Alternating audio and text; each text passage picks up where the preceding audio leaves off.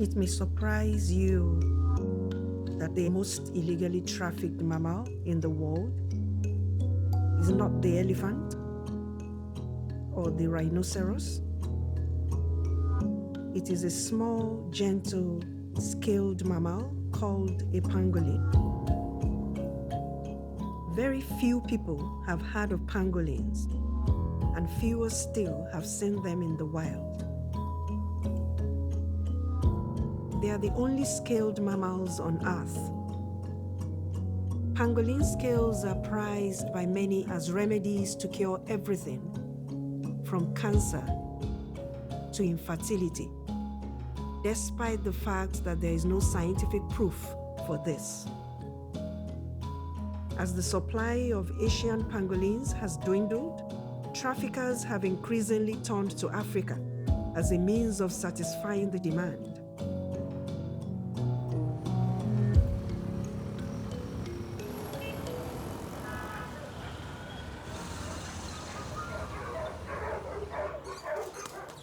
I'm Dr. Mark. I'm a veterinarian. We have a shelter, and to the best of my knowledge, it's the first animal shelter in Nigeria. In my course of rescuing these wild animals, I stumbled on the pangolin. When I look at the pangolin, it's a very beautiful creature. When you look into the eyes, you see old man's wisdom. Yes, he's very intelligent. That's the pangolin. Up till about a couple of years ago, I didn't even know we have pangolins in Nigeria. This is because they've been so hunted and threatened, you don't get to see them ordinarily. I don't see the trader as a bad person. At that level, it is a means to an end. They are trying to survive. Hunting and bushmeat selling is their family vocation. Nobody has told them otherwise. When you try to tell hunters these animals are on the brink of extinction, they'll laugh at you and tell you that, look, that's impossible. These people have this understanding that the animals were put in the forest by God or nature for us to eat. They don't have that concept that animals can go extinct. The traders see it as a way to earn an income for their families. I sell bushmeat, so I buy from the hunter and I sell in an open market. When I did an investigation last year, I realized that the traders, most of them are now aware that the scales are being trafficked to Asia. They don't have that knowledge. We are traders. 30 years we have been doing the trading now. Almost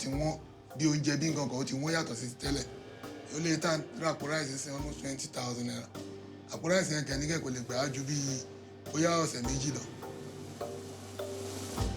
If you can buy one pangolin for 12,000 naira, some hunters would rather sit down and be looking for pangolins so that they can feed their families.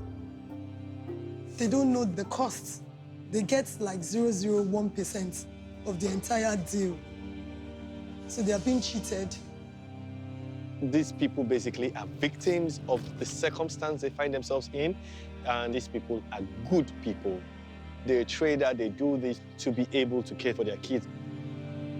They don't have any evil intent.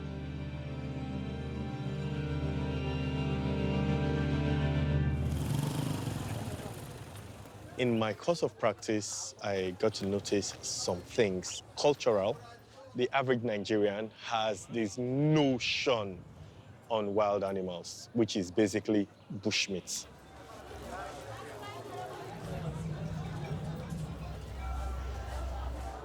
Despite the fact that it's against our practice to buy, when I see an animal that is worth rescuing, if it's living, if it's breathing, I'm going to take it. Knock, knock, knock. Ekaro. When they see Mark come in and buy pangolin, Wow. most of them know that he won't kill it. Okay. And I'm sure they will think this is weird. How can somebody just come into the market, buy an animal, then go and give it back to nature? I mean, it's weird. That's the way a Nigerian would think. 5,000 naira. That's the price. That's price. Wow, okay. But when you are in love with wildlife, you find out that there's nothing wrong with that. Calm down, you're feisty. Okay, I might not be able to get all the pangolins, but for that one that I'm able to rescue, it's a difference between life and death, yes. Trading pangolin is illegal, so I hope and I pray we get to the point where we'll be making raids at the bushmeat market to stop the trade of pangolin completely. But without backing of the authorities, there's nothing I can do. Corruption is not new to Nigeria. It has made Nigeria the hub for this illicit trade. Where I see corruption happening, I just have to put an ad out there. We're seeing adverts on Twitter, we're seeing on Facebook. You do an e-transfer. Once they receive some money, then you take it down to the seaport, bribe some custom officials. They allow them to go through the system.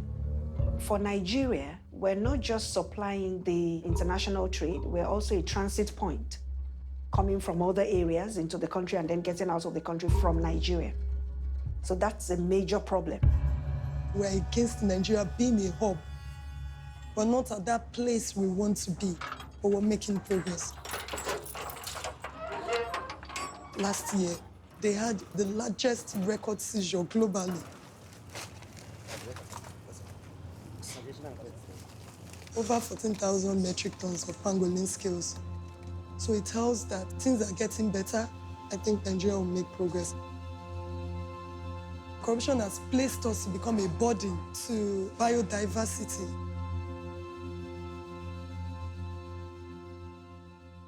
Nathan, come on over. I want to show you something.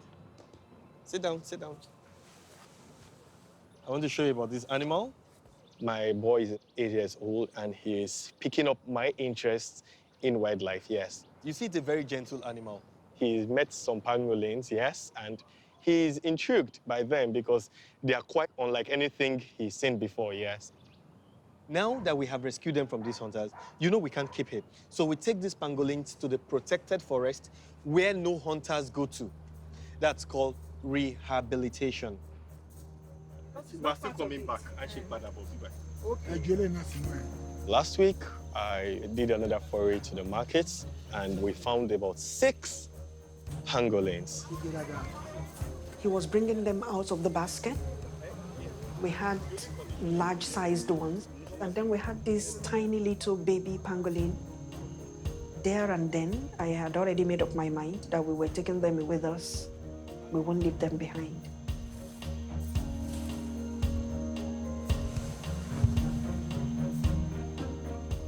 Because of the value that has been placed on the scales from other countries, majorly Asia, these hunters, they now go into the bush for pangolins. If we are able to kill that demand, then you will see that the sourcing of the pangolin will die a natural death. We have done releases in the past, but we have never, ever released 6 at a time. He's so eager to go. We're very hopeful that these ones will breed here, and then we can have more in the ecosystem. She's seen bush everywhere all around her, and she just wants to go. Oh, this is so beautiful. It was a bit heartbreaking getting to leave the cute little one, but he's going to leave. He has a whole forest to himself, and maybe someday he's going to be the king pangolin of the forest. And who knows, I could be lucky enough to meet him on one of my hikes in the forest, yes.